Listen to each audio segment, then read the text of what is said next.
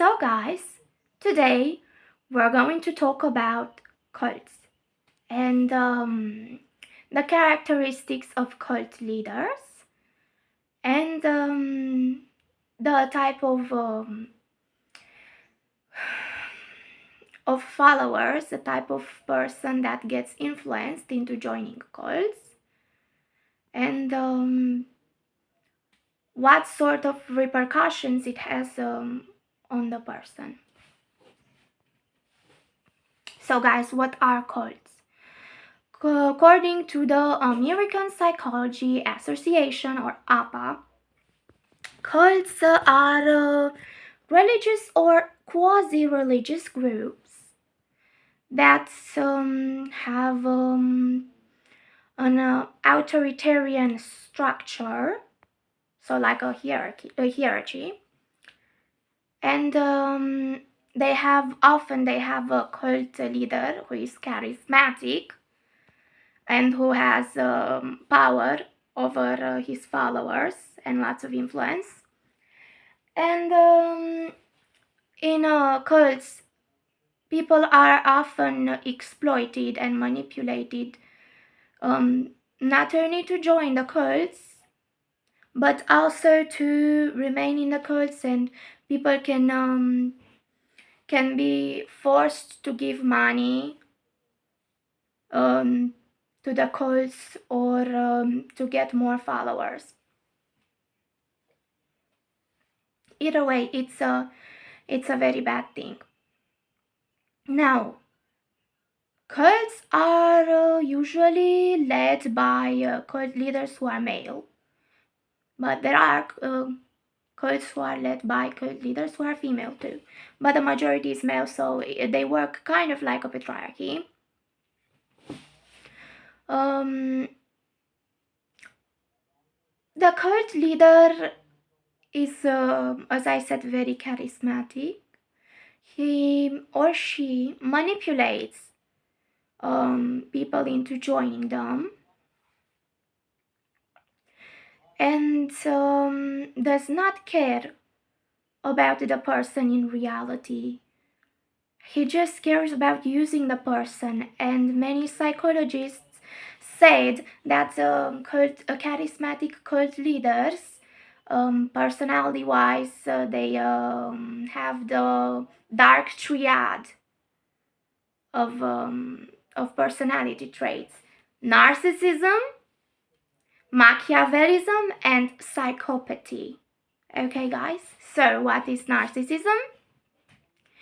Narcissism is that person that is very egocentric and has an inflated ego, inflated sense of a self, like, and they need admiration and adulation from everyone, basically. Machiavellism is kind of like the attitude that the end justifies the means, and cult leaders, charismatic cult leaders, use that to use their charisma and their way with words to get followers, and then they exploit their followers for various reasons, for money, etc. They exploit said followers, and they don't care that they might be isolating their followers from the outside world, that they might abuse their followers psychologically or otherwise. They just want to profit, and that's disgusting. And psychopathy refers to a person who lacks empathy and who does not feel any guilt for hurting other people, who does not care about the rights, essentially, of other people. But that is often not seen, because their charisma and their intelligence masks that. So, What sort of people get drawn into cults? People who are vulnerable. They don't target people who are confident, people who are informed of how a cult works. They target people who are like people who don't fit in with society, who, no, they're not antisocial, but I mean to say people who don't really talk to other people who are loners. They target people who don't have a good opinion about themselves, people who might have mental issue, mental illness, people with people who do not know many things about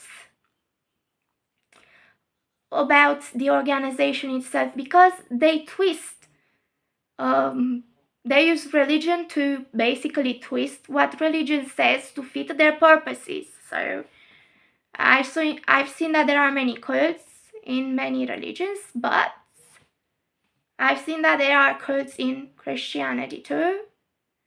And if you are in a cult and it's a Christian cult, and they say things like, you're going to hell if you abandon the cult, which is so not true and horrible, don't believe them, okay?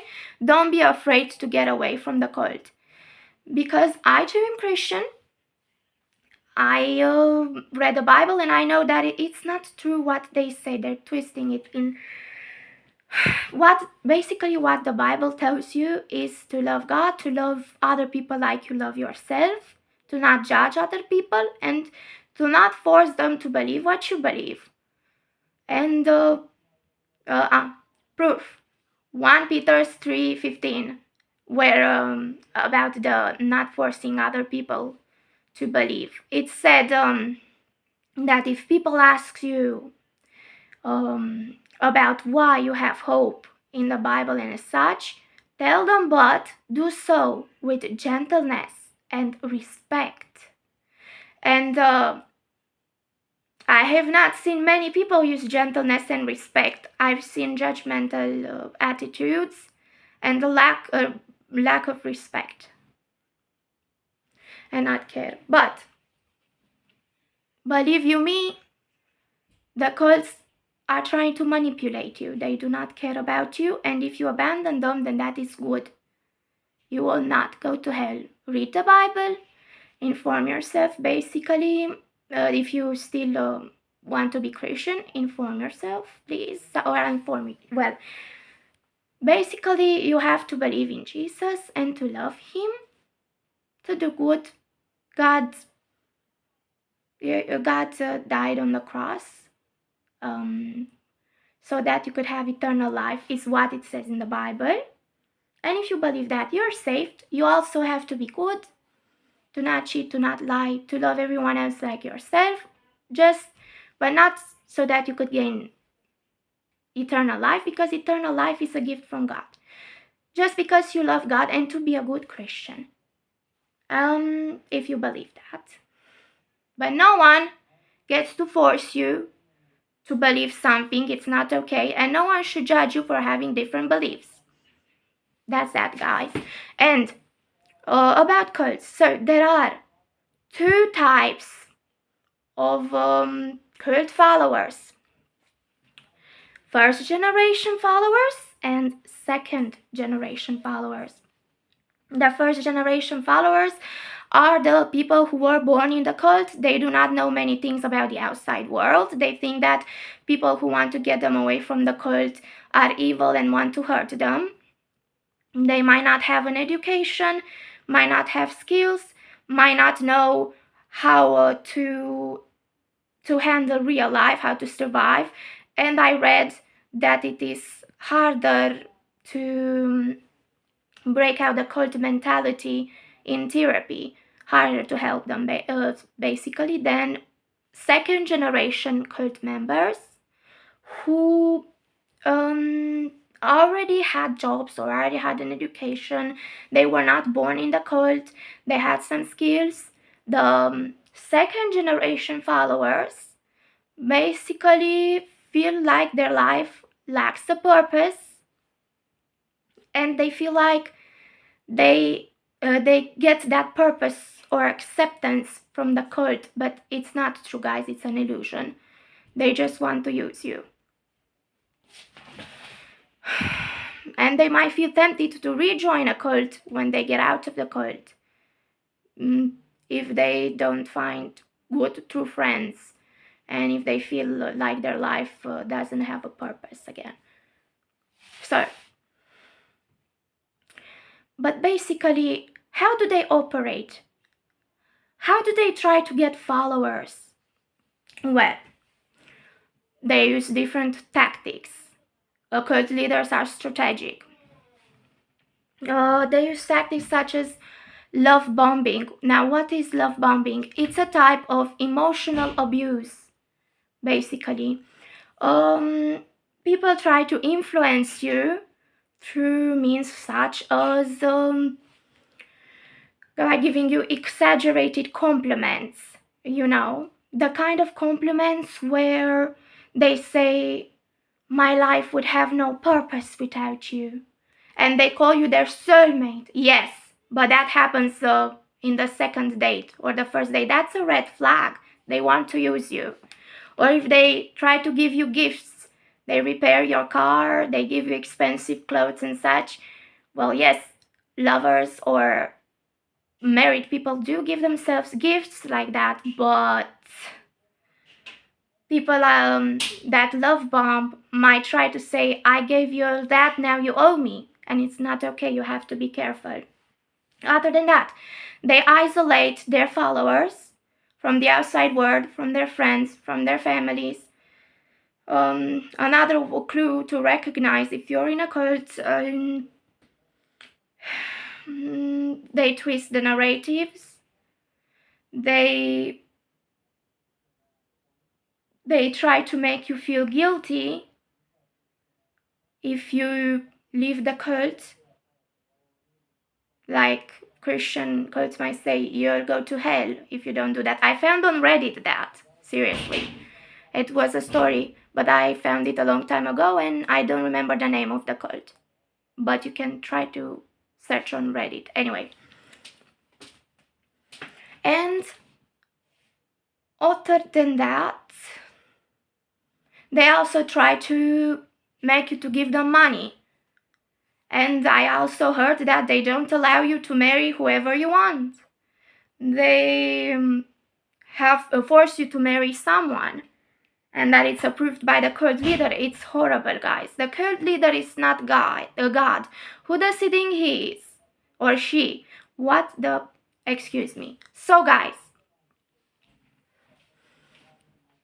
don't trust anyone. Make friends. You are a good person. Make friends with good people who will not try to manipulate you. I know that we're all searching for a sense of purpose. But if we're trying to search in the wrong places, we will not find true acceptance. We will just get hurt. I am glad that I talked about this. And if it helped you, then I'm glad. Stay safe. Love you guys.